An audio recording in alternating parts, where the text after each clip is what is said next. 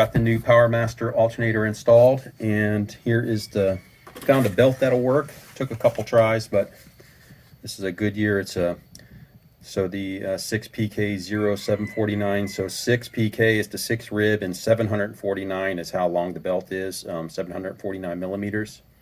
Or if you look at the this here, so 29.5 inches. That I had to get it started on the lower pulley and wrench the engine over, and then once it popped on there, then of course it had enough slack that it worked with the adjustment that I had there. So this one is also a one-wire alternator.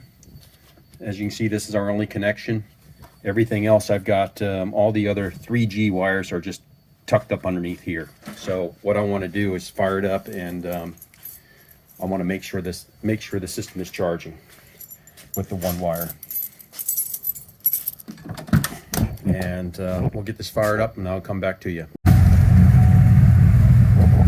All right, guys, just fired it off. As you can see, it's completely cold, and it is charging 14 volts, so we're good. And that is the Race alternator.